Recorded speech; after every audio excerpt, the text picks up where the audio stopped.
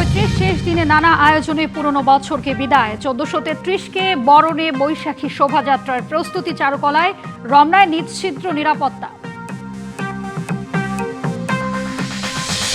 পহেলা বৈশাখে 11 উপজেলায় কৃষকের হাতে তুলে দেওয়া হবে কৃষি কার্ড। প্রকল্পের উদ্বোধন করে নতুন দিগন্তের সূচনা করবেন প্রধানমন্ত্রী।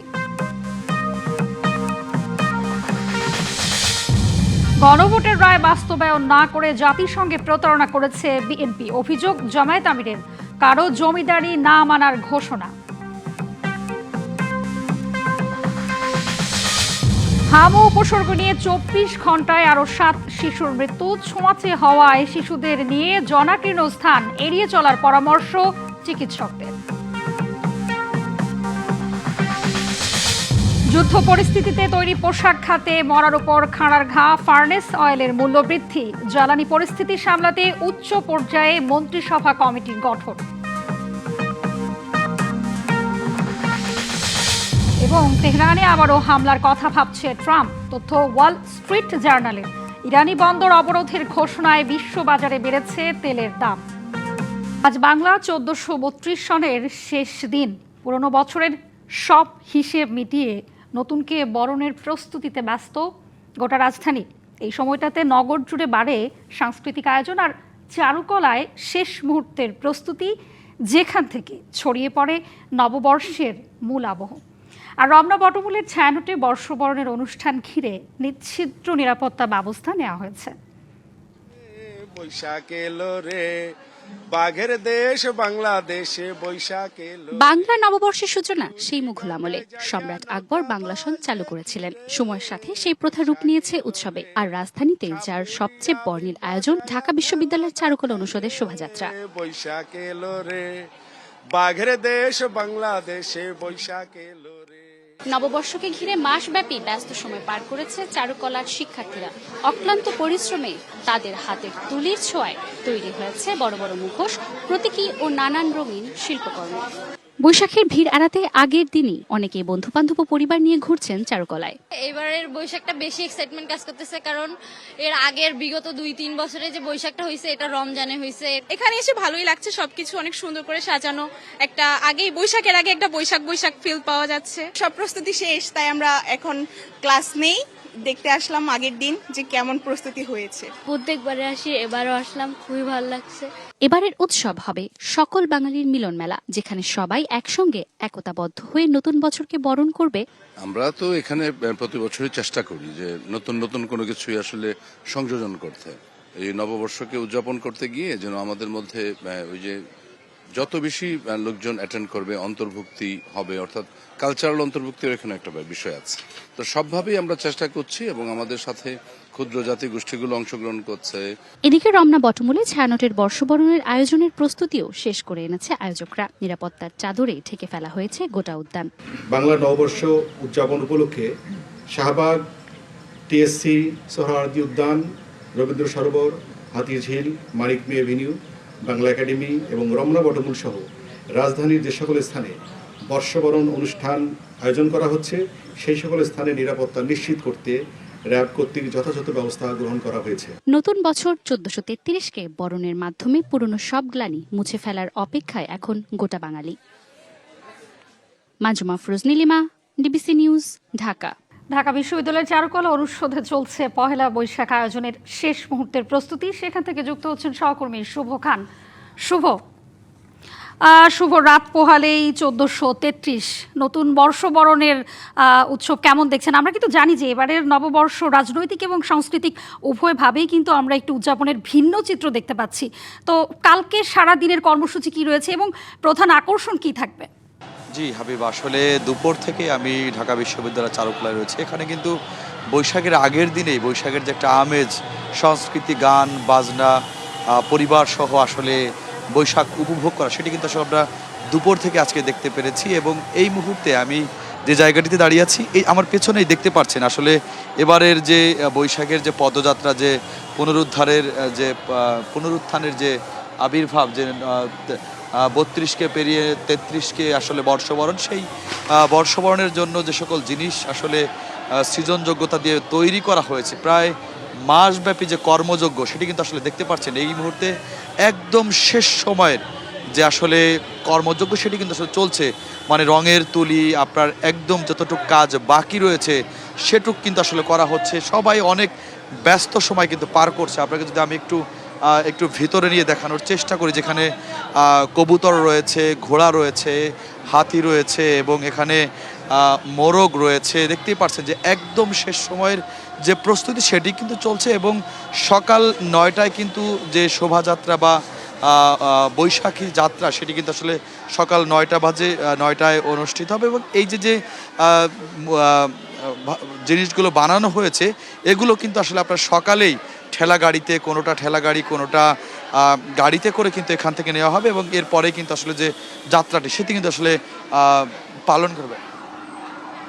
যদি আমরা এখানে এখানে অনেকেই কিন্তু কাজ করছেন একদম শেষ সময়। দেখতেই পাচ্ছেন যে কাগজ, রঙের তুলি এবং সকলে মিলে তাদের যে ব্যস্ততা সেটি কিন্তু আসলে আপনাকে আমি দেখানোর চেষ্টা করছি হাবিবা। দেখতেই পাচ্ছেন যে আসলে এবং চারিপাশে কিন্তু সাধারণ মানুষও কিন্তু আসলে ছবি তুলছেন, দেখছেন।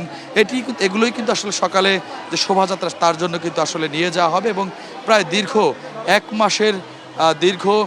এক মাসের মতো সময় কিন্তু আসলে লেগেছে তাদের যে কর্মব্যস্ততা এবং যে সৃজনযোগ্যতা সব কিছু শেষ করে কিন্তু একদমই রাত পোহালেই বৈশাখ নতুন বছরকে বরণ করতে কিন্তু এত সব আয়োজন। হাবিবা। জি, ধন্যবাদ আপনাকে। বাংলা নববর্ষ 1433কে স্বাগত জানিয়ে সামাজিক যোগাযোগ মাধ্যম ফেসবুকের শুভেচ্ছা বাণী দিয়েছেন প্রধানমন্ত্রী। বাণীতে নববর্ষের এই শুভক্ষণে সংকীর্ণতা ও স্বার্থপরতার ঊর্ধ্বে উঠে মানব কল্যাণের পথ অনুসরণ করার আহ্বান প্রধানমন্ত্রীর। বলেন, দীর্ঘ 1.5 দশকের ফ্যাসিবাদী শাসনের অবসানের পর যাত্রা শুরু করে নতুন গণতান্ত্রিক সরকার। দায়িত্ব নিয়েই সরকার রাষ্ট্র এবং সমাজের সব শ্রেণী পেশার মানুষের জীবনমান উন্নয়নে বিভিন্ন কর্মসূচি বাস্তবায়ন শুরু করেছে। দেশের জনগণের ধর্মীয় ও সামাজিক মূল্যবোধ এবং সংস্কৃতির অন্তর্নিহিত সহনশীলতা, উদারতা ও সম্প্রীতির চর্চা গণতন্ত্রকে আরও শক্তিশালী করবে বলে আশা জানান প্রধানমন্ত্রী। বৈশ্বিক নানা সংকটের প্রেক্ষাপটে শান্তি, সহমর্মিতা ও পারস্পরিক শ্রদ্ধাবোধের চর্চা আরও জরুরি বলেও মনে করেন তারেক রহমান। পহেলা বৈশাখ নববর্ষের দিন 11টি উপজেলায় প্রায় 1500 কৃষকের হাতে কৃষি কার্ড তুলে দেবেন প্রধানমন্ত্রী তারেক রহমান। সরকারের ইশতেহার বাস্তবায়নের অংশ হিসেবেই এই প্রকল্পের উদ্বোধন করে বাংলা নতুন বছরে নতুন দিগন্তের সূচনা করবেন প্রধানমন্ত্রী। সচিবালয়ে সাংবাদিকদের এসব কথা বলেন প্রধানমন্ত্রীর উপদেষ্টা মাহাদি আমিন। আগামীকাল পহেলা বৈশাখে বাংলা নববর্ষের এই গুরুত্বপূর্ণ সন্ধিক্ষণে ইনশাল্লাহ কৃষক কার্ড যেভাবে শুরু হচ্ছে তার মাধ্যমে বাংলাদেশে একটি নতুন পথযাত্রা শুরু হচ্ছে, যেখানে আমাদের মাননীয় প্রধানমন্ত্রীর দীর্ঘদিন ধরে গৃহীত যে কর্মসূচিগুলো রয়েছে সেটিরই ধারাবাহিক বাস্তবায়নের একটি গুরুত্বপূর্ণ অধ্যায়। আগামীকাল কৃষি কার্ডের উদ্বোধন করতে টাঙ্গাইল যাচ্ছেন প্রধানমন্ত্রী তারেক রহমান। সরকার প্রধানের আগমন ঘিরে উচ্ছ্বসিত জেলার সর্বস্তরের মানুষ। স্টেডিয়াম মাঠে চলছে মঞ্চ ও প্যান্ডেল তৈরির কাজ। এরই মধ্যে অনুষ্ঠান স্থল পরিদর্শন করেছেন কয়েকজন মন্ত্রী, প্রতিমন্ত্রী। কৃষি কার্ডের মাধ্যমে গ্রামীণ অর্থনীতি আরও শক্তিশালী হবে প্রত্যাশা সবার। বিএনপির নির্বাচনী ইস্তেহারে ছিল কৃষক কার্ড প্রবর্তন। সেই প্রতিশ্রুতি পূরণ হচ্ছে বাংলা নতুন বছরের প্রথম দিন থেকে। কৃষি কার্ড উদ্বোধন অনুষ্ঠানের জন্য প্রস্তুত টাঙ্গাইল। এই কার্যক্রমের উদ্বোধন করবেন প্রধানমন্ত্রী তারেক রহমান। জেলা স্টেডিয়ামে অনুষ্ঠানস্থল পরিদর্শন করেছেন মন্ত্রী, প্রতিমন্ত্রীরা। তারা বলেন, কৃষি কার্ডের মাধ্যমে ভর্তুকি, প্রণোদনা ও সরকারি সহায়তা সরাসরি কৃষকদের হাতে পৌঁছে যাবে। মাননীয় প্রধানমন্ত্রীর নিজের চিন্তার একটা ফসল। কৃষক যেন প্রতিটা ক্ষেত্রে তার পণ্যের ন্যায্য মূল্য এবং ন্যায্য অধিকার পায়, এ কারণেই এই কৃষক কার্ড চালু করা হয়েছে। এই কৃষক কার্ড উদ্বোধন উপলক্ষে মাননীয় প্রধানমন্ত্রী টাঙ্গাইলে আসবেন। টাঙ্গাইলবাসী আমরা আনন্দিত, আমরা উজ্জীবিত। আমরা মনে করি যে এটা টাঙ্গাইলবাসীর জন্য অনেক বড় একটা সম্মানের বিষয়। সারা দেশের স্টেডিয়ামগুলোর উন্নয়নের কথা বলেন ক্রীড়া প্রতিমন্ত্রী।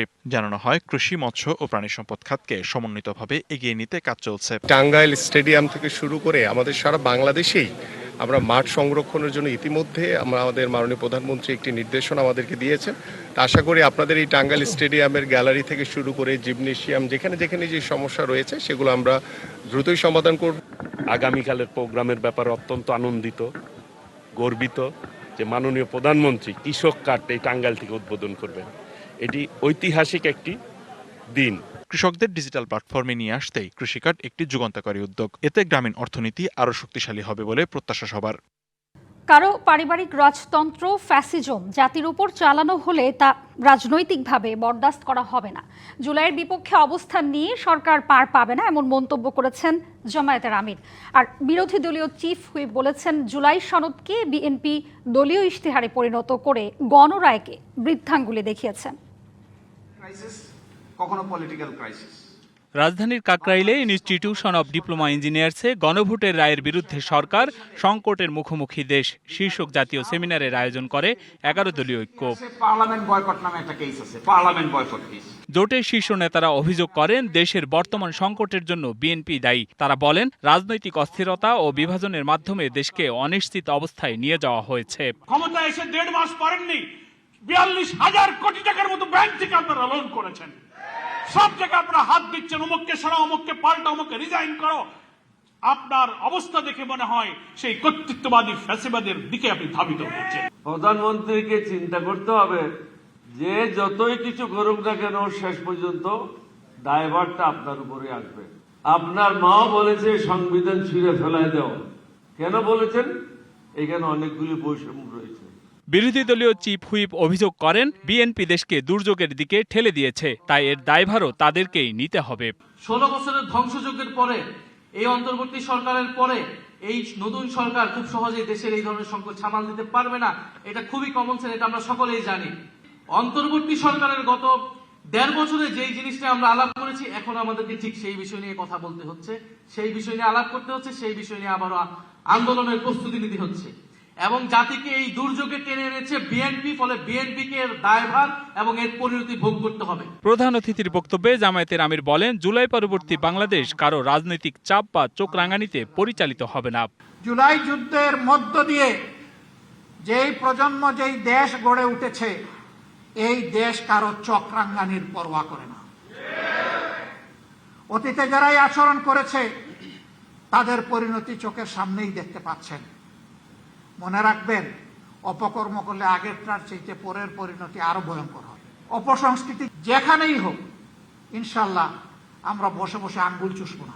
আমরা জনগণের সাথে থাকব, জনগণকে সাথে নিয়ে তার মোকাবেলা করব। ইসলামী ব্যাংকে অস্থিরতা তৈরি হলে দেশের অর্থনীতি হুমকির মুখে পড়বে বলেও মন্তব্য করেন তিনি। বাংলাদেশ ব্যাংকে অভ্যুত্থান করার পরে এখন দেশের সবচেয়ে বড় ব্যাংক, এখন ইসলামী ব্যাংকে আবার নতুন করে অভ্যুত্থান শুরু হয়েছে। Hasan Al Mamun, DBC news, Dhaka.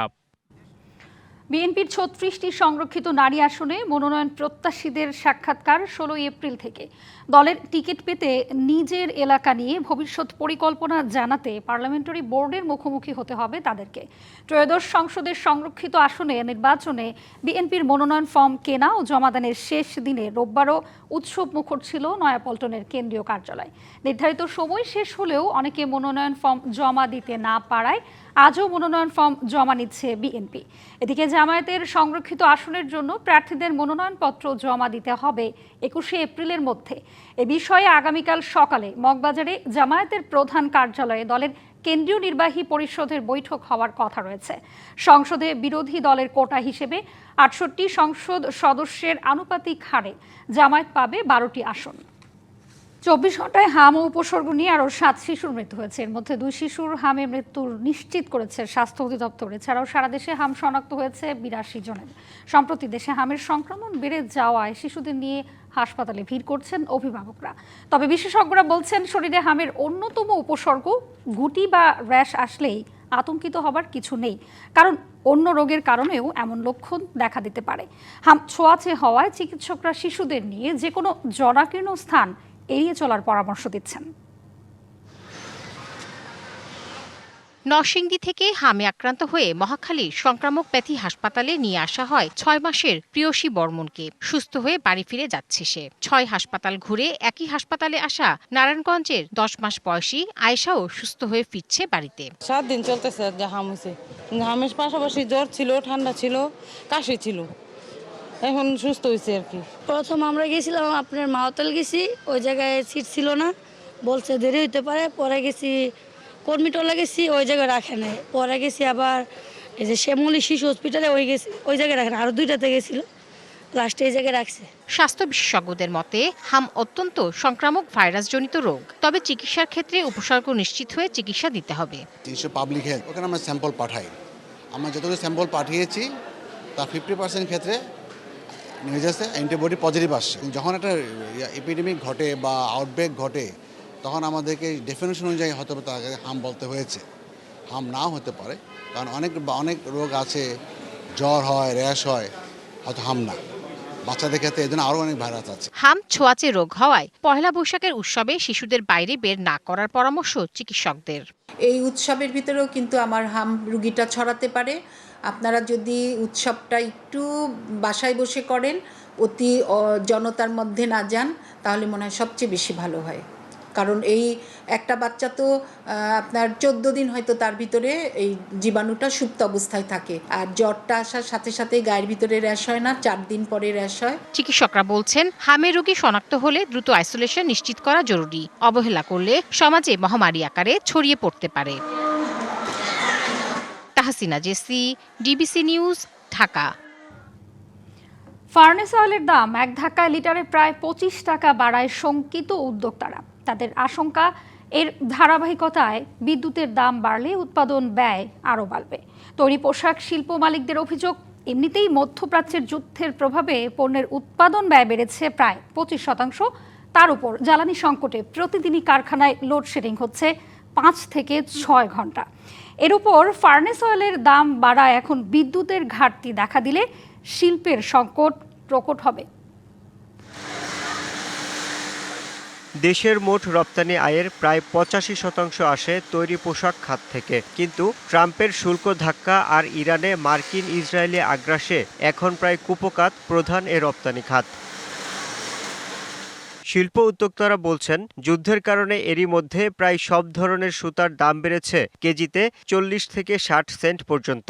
এর সঙ্গে বাড়তি জাহাজ ভাড়া ও পরিবহন ব্যয় আর গ্যাস বিদ্যুতের সংকট যোগ হয়ে তৈরি পোশাকের উৎপাদন ব্যয় বেড়েছে 20 থেকে 25%। সুতার দাম গত 1 মাস আগে ছিল $2.60, 50, 70, এখন বর্তমান $3.30। যুদ্ধের কারণে র মেটেরিয়াল আসতে পারছে না, এই কারণে প্রোডাকশন হচ্ছে না। প্রোডাকশন না হতে যেগুলো স্টক আছে সেগুলো শুধু দাম বেড়ে গেছে।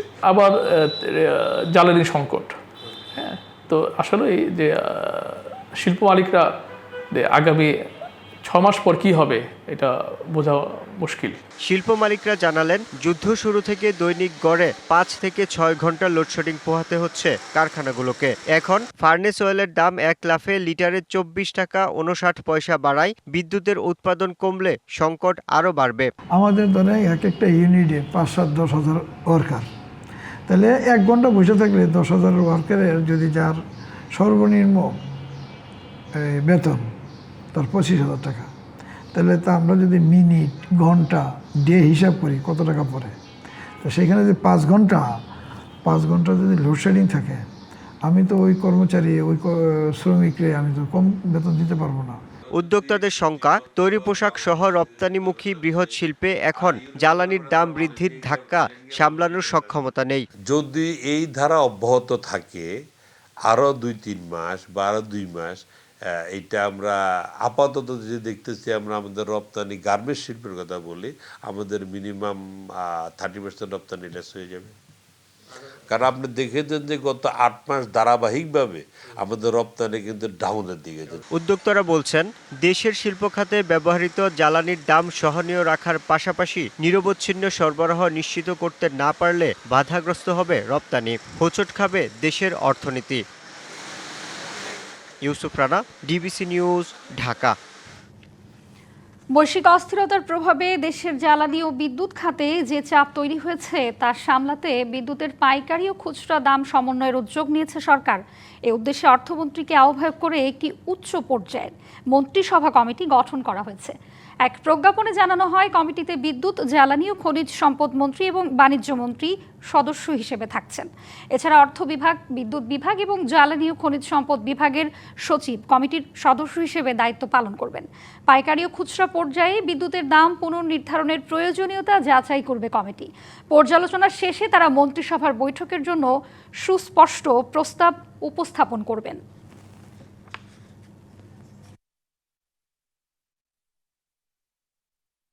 তীব্র গরমে রাজধানীতে জ্বালানি সংকট যেন এক নীরব দুর্ভোগের রূপ নিয়েছে। জ্বালানি পরিস্থিতি নিয়ে সবশেষ তথ্য জানাতে তেজগাঁওয়ের ট্রাস্ট পাম্প থেকে সরাসরি যুক্ত হচ্ছেন সহকর্মী সানি আহমেদ।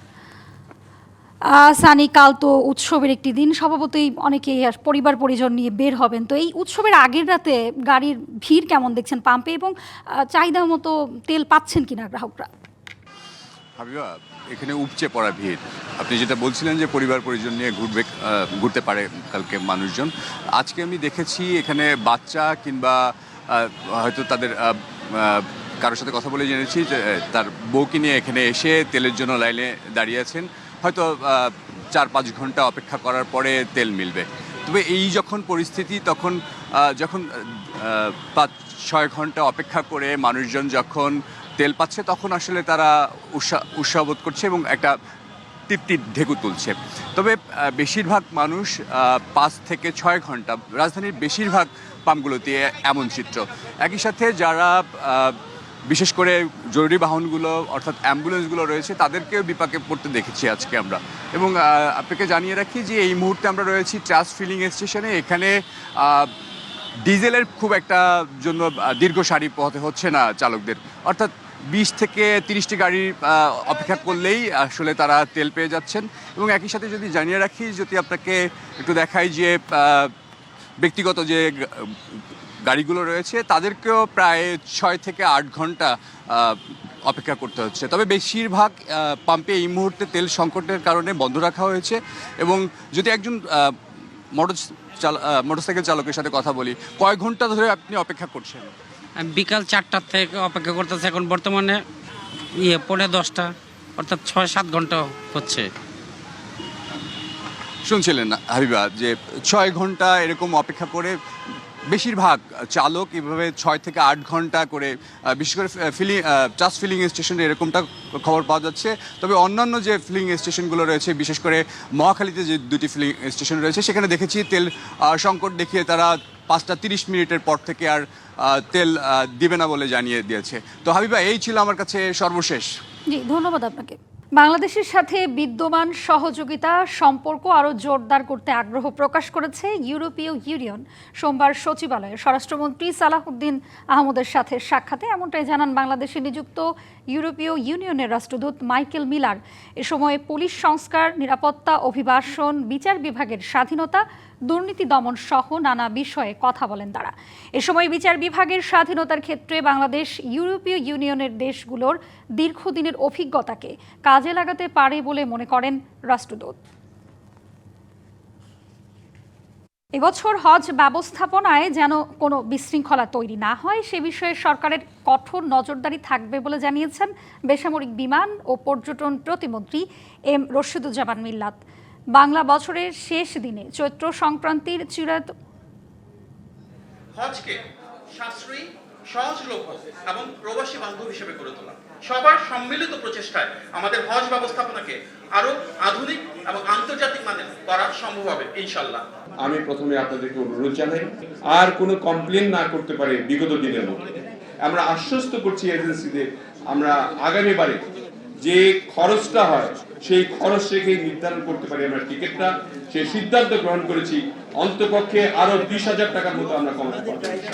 বাংলা বছরের শেষ দিনে চৈত্র সংক্রান্তির চিরায়ত লোকজ ঐতিহ্যের বর্ণিল আয়োজনে মেতেছে গোটা দেশ।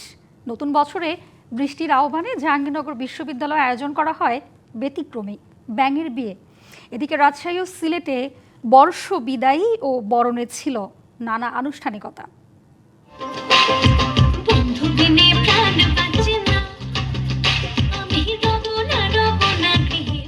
ঋতুচক্রের আবর্তনে শেষ হতে চলেছে আরও একটি বাংলা বছর। বিদায় ও আগমনের সন্ধিক্ষণে চৈত্র সংক্রান্তি। বাঙালির নিজস্ব আচার সংস্কৃতি, ধর্মবিশ্বাস কিংবা রীতিনীতির অভ্যস্ততায় পালন করা হয় দিনটি। সোমবার বিকেলে রাজশাহী নগরীর পদ্মা নদীর তীরে আয়োজন করা হয় সাংস্কৃতিক অনুষ্ঠান। সঙ্গীত, নৃত্য, আবৃত্তি পরিবেশন সহ নানা আয়োজনে বিদায় জানানো হয় চৈত্রকে। সিলেটের চাঁদনীঘাটে বর্ষবিদায় ও বর্ষবরণ উপলক্ষে অনুষ্ঠিত হয় সাংস্কৃতিক অনুষ্ঠান। বর্ণিল আয়োজন ঘিরে নগর জুড়ে তৈরি হয় উৎসবমুখর পরিবেশ। আয়োজকদের প্রত্যাশা, এই অনুষ্ঠানের মাধ্যমে আরো বেগবান হবে বাঙালির ঐতিহ্য ও সংস্কৃতির চর্চা। অনেক রকমের নাচ, গান, আবৃত্তি, এগুলো আমার দেখতে অনেক ভালো লাগছে। সবার সাথে সবার দেখা হচ্ছে। এটা বর্ষ বিদায় না, আসলে মনে হয় যে এটা আসলে নতুন বছরেরই বরণ করে নেওয়া। চৈত্রের তপ্ত রোদ আর বিদায়ী বছরের শেষ বেলায় জাহাঙ্গীরনগর বিশ্ববিদ্যালয় ক্যাম্পাসে বাজলো সানাইয়ের সুর। চৈত্র সংক্রান্তিতে ধুমধাম করে আয়োজন করা হয় প্রতীকী ব্যাঙের বিয়ে। সুসজ্জিত বরযাত্রী, বিয়ের গীত আর প্রথাগত সব নিয়ম মেনেই সম্পন্ন হয় এই বিয়ে। মুখর হয়ে ওঠে পুরাতন কলাভবন চত্বর। গেট ধরে তাদের কাছে কিছু দাবি করি, আমরা টাকা পয়সা দাবি করি, তারা আমাদেরকে টাকা পয়সা দেওয়ার পরে আমরা তাদেরকে মিষ্টি মুখ করে বরণ করি। অন্যরকম একটা আয়োজন, এটা দেখা যায় না অন্য কোনো জায়গায়। আমিও ফর দ্য ফার্স্ট টাইম দেখছি, এনজয় করছি। খুবই অন্যরকম একটা প্রোগ্রাম। আসলে এই আনন্দের মধ্য দিয়ে আসলে আমরা একটা বার্তা দিতে চাই যে সবার জীবন আসলে আনন্দময় হোক, আনন্দে ভরে থাকুক। এমন আয়োজন কেবল বিনোদনের জন্য নয়, বরং বাঙালির প্রাচীন ঐতিহ্যকে নতুন প্রজন্মের কাছে পরিচয় করিয়ে দেয় মূল লক্ষ্য। ব্যাঙের বিয়ে জাহাঙ্গীরনগর বিশ্ববিদ্যালয়ে আয়োজন করে আমরা নিজেরা আমাদের সংস্কৃতিকে যেমন চর্চা করতে চাই, তেমনি ভাবে আপনাদের মাধ্যমে গোটা জাতির কাছে উপস্থাপন করতে চাই আমাদের সংস্কৃতির চর্চা যেন সর্বত্র ছড়িয়ে পড়ে।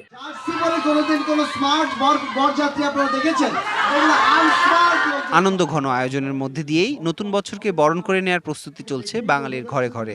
ভদ্র ঘরের কিন্তু অল্পশিক্ষিত। লোকমান হাকিম, ডিবিসি নিউজ ডেস্ক।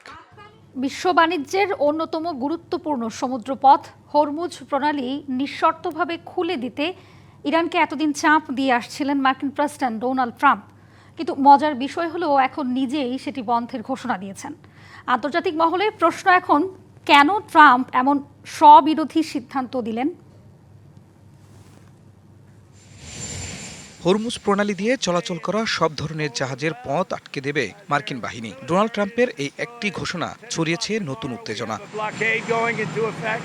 প্রশ্ন উঠছে যে হরমুজ প্রণালী খোলার জন্য ট্রাম্প এতকাল সরব ছিলেন, সেটি এখন কেন অবরোধ করতে চাইছেন? মূলত হরমুজ প্রণালী পুরোপুরি বন্ধ নেই। ইরান টোল নিয়ে কিছু তেলের ট্যাঙ্কার পার হতে দিচ্ছে।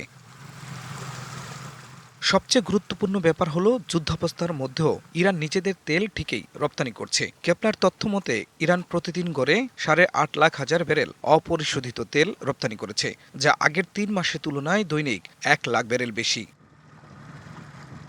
আর এটি ঘুম হারাম করে দিয়েছে ট্রাম্পের। বিশ্লেষকরা বলছেন ট্রাম্পের এই অবরোধের মূল লক্ষ্য হল ইরানের তেল বিক্রির পথ চিরতরে বন্ধ করে সরকার ও সামরিক বাহিনীর অর্থের যোগান পুরোপুরি আটকে দেয়া। বিশ্ববাজারে তেলের দাম যেন আকাশচুম্বী না হয়, সেজন্য মার্কিন প্রশাসন এই কঠিন পদক্ষেপ নেওয়া থেকে আগে বিরত ছিল। কিন্তু যুদ্ধের ইতি টানতে এবং ইরানের উপর সর্বোচ্চ রাজনৈতিক ও অর্থনৈতিক চাপ প্রয়োগ করতে ট্রাম্প এখন মরিয়া। হরমুজ প্রণালীতে ইরানের উপর মার্কিন নৌ অবরোধকে ঝুঁকিপূর্ণ ও দীর্ঘমেয়াদী সামরিক পদক্ষেপ হিসেবে দেখছেন বিশেষজ্ঞরা। তাদের মতে ইরানের দিক থেকে আসতে পারে পাল্টা হামলা।